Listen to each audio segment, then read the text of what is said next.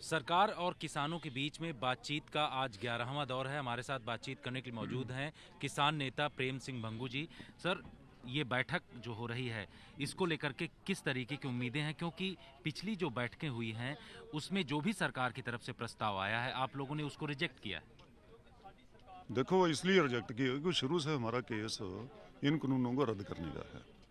हमने जब से पंजाब में भी मूवमेंट शुरू की तो पहला जो रिप्रेजेंटेशन वो भी इसीलिए दिया कि इनको कानूनों को रद्द करो, कानून गैर संवैधानिक है। आपने बिल्कुल धक्का करके जो बड़ा फार्मिंग सेक्टर है उसके खिलाफ कानून बनाए हैं और आप कारपोरेट्स को दूसरे लोगों को इसमें ले आना चाहते हो, उनको प्राइवेटाइज करना चाहते हो। हमारा प्रिंसिपल एस्टेब्लिश स्टैंड है, हम उनसे पीछे नहीं हटे। जितनी भी टॉक्स हुई आज तक उसमें चाहे सरकार ने बोला कि हम तो परफेक्ट हैं, कानून 20 साल की मेहनत से बने हैं, आप इनमें संशोधन करा लो, अमेंडमेंट लेकर के आओ, इसमें सब कुछ कर देते हैं। पर हमने कभी एग्री नहीं किया। एक भी मीटिंग में आप बता दो कि हमने कहा हो कि हम रिपील से नीचे हैं, किसी मीटिंग में नहीं कहा। चाहे वो 20 सीटा रही, उसका नतीजा नहीं निकला। टाइम एंड अगेन वो मीटिंग्स हुई और हमने कभी नेगोशिएशन से भागे नहीं। सरकार भागी एक दो बार कि डेडलॉक हो जाता है, हमारी तरफ से नहीं। हमने कहा कि जब भी सरकार बुलाएगी हम आएंगे, आर्गूमेंट से अपना केस रखेंगे और ये कहेंगे कानून एंटी फार्मर है, एंटी नेशन है, एंटी पीपल है, आप इसको रिपील करो। आप कोई रास्ते निकालते हो बीच में से, कभी अमेंडमेंट कर लो, कभी स्टे कर देते हैं 2 साल के लिए। स्टे करके कानून तो रहता है ना, कानून खत्म थोड़ा हो जाता है। स्टे 2 साल के बाद टूट जाएगी। सुप्रीम कोर्ट तो ही नहीं कहा है, कहेंगे 2 साल आंदोलन वापस हो गया, अब स्टे को विकेट कर देते हैं। Then where we will stand. लेकिन ऐसे में किस तरीके से ये समझौता होगा?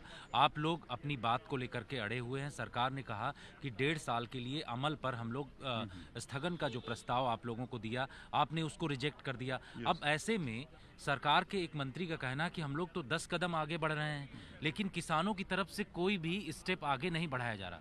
कैसे हल निकलेगा? नहीं, ऐसे बात नहीं।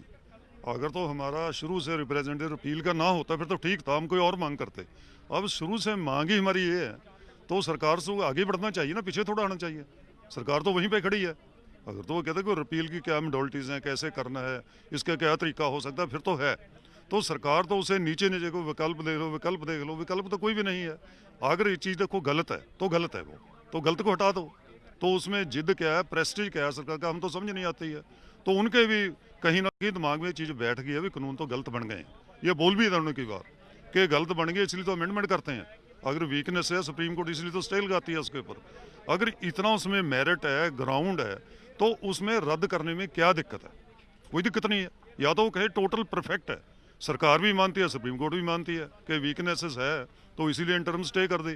तो 2.5 साल के लिए स्टे क्यों करना चाहते हो? अगर केस में मेरिट है तो करना चाहते हैं ना। हम कोर्ट में वकालत करते हैं, हमारे केस में अगर मेरिट होती है तो कोर्ट स्टे भी दे देती है, बाद में उसका अलाउ भी हो जाता है वो।